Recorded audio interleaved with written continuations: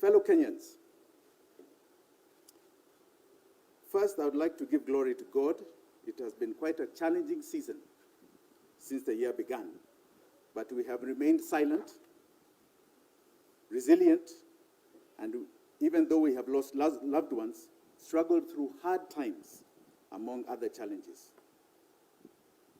Today, I want to address challenges we have created and continue to create, situations the government has put us in by continuously ignoring rulings from our courts and failing to deliver on its own promises, failing to provide adequate security, and subjecting us to extreme high costs of living. The list goes on and on. As you know, one of my pet subjects is public debt.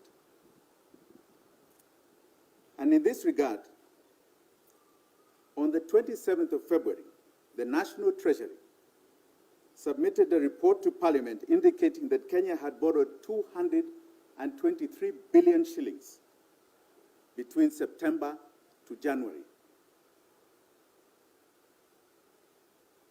This, at the time, was about 62 million shillings per hour. In just February alone, when you saw the shenanigans with the Eurobond, the government added another 545 billion shillings to our debt, borrowing in a total of 6 months, 768 billion shillings, which is more than the previous regime of Uhuru Kenyatta did in 1 year. Uhuru's highest borrowing was 800 billion in the year 2022-2023, ever in his 10-year period. But in 6 months, this government has already reached that target. That translates to a very frightening figure of 177 billion shillings an hour.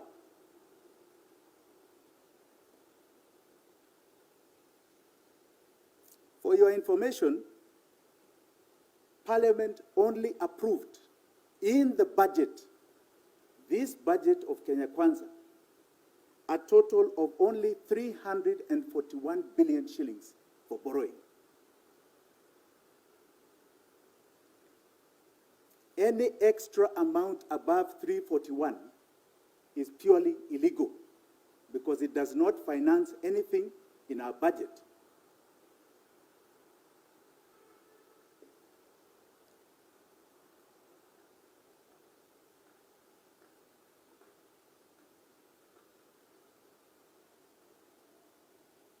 Where it is allowed to borrow more in order to pay back an existing loan. Where is it, rather, that the government is allowed to borrow to pay existing loans?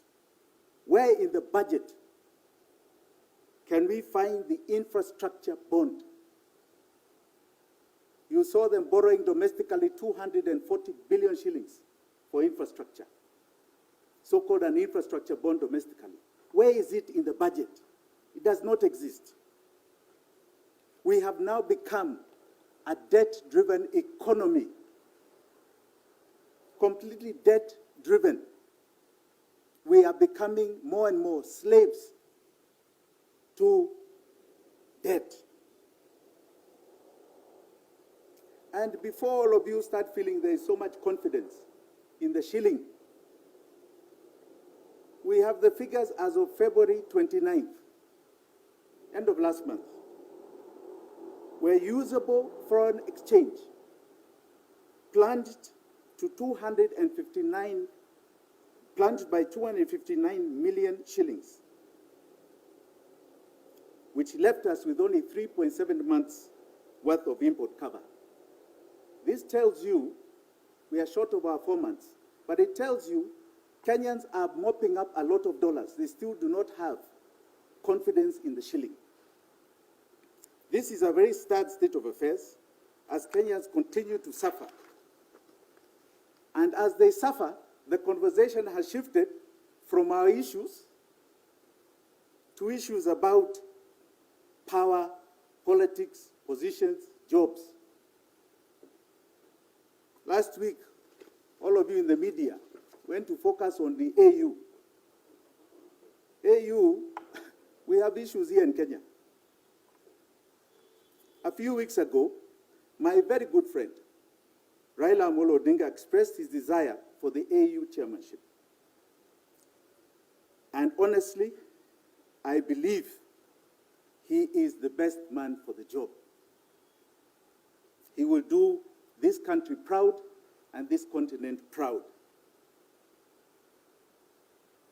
What I don't understand, however, is that since his declaration, the people's agenda, which we were made to believe is his coalition was championing, has been put on hold and he is now the focus.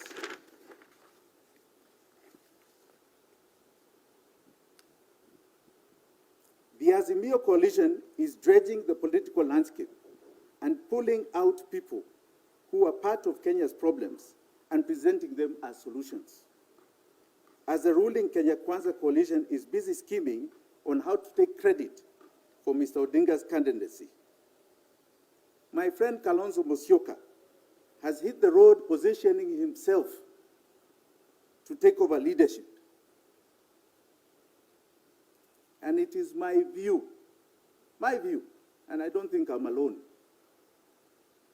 that Kalonzo Musyoka is best following the path of Raila Amolo Odinga. He has been in elected politics for 40 years. He's part of the old order. He's got no change agenda. He should really be retiring and looking for different leadership in his Wiper party to come up to the national stage. It's a time to hand over to new people, fresh people, younger people.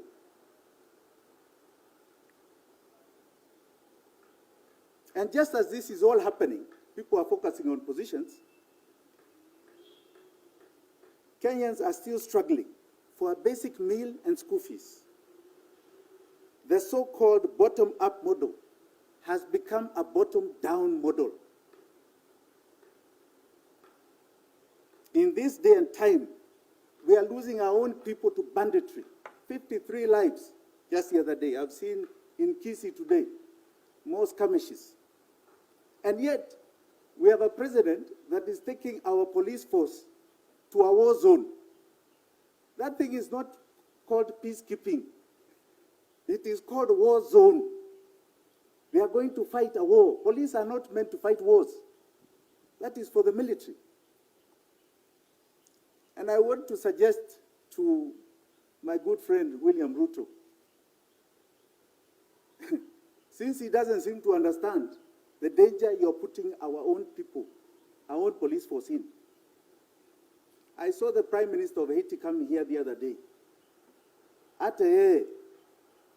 In reciprocation, he should go and visit Haiti to go and see where he's taking our police officers and come and tell us the state of affairs in that country before he sends our people there. Leadership is the backbone of any institution. In Kenya, cunning leadership is our biggest problem, led by the president himself. He has been using all his cunning talents to dress up the crooked policies that have failed our country. Don't forget that he is the author of the same horrible policies of the past regime. He continually breaks law, as was evident with the unconstitutional housing levy. We have one problem in Kenya. We don't have three. One. And that is William Samoei Ruto. His status quo, his continuity, or worse, of the problems that have gotten us where we are, and he offers no hope or no change for Kenyans.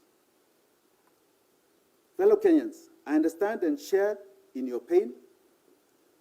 We have got a lot of challenges in our great country, but equally, I want you to have confidence in who we are as a people. We have come out of tremendous problems in our past, tremendous challenges, and even this, we shall overcome. We are optimistic people. We beam daily of hope. We are known for fighting and relentless challenges, and we are known to be great together. We are going to win this economic battle. We are going to win this financial insecurity. We are going to cut off the chains of debt, the chains of our slavery, and have no doubt that Kenya is going to go much, much further. We are going through a transition. This is a transitional period in our country, and a new era is about to dawn on us that will take us beyond your imagination. Asanteni sana.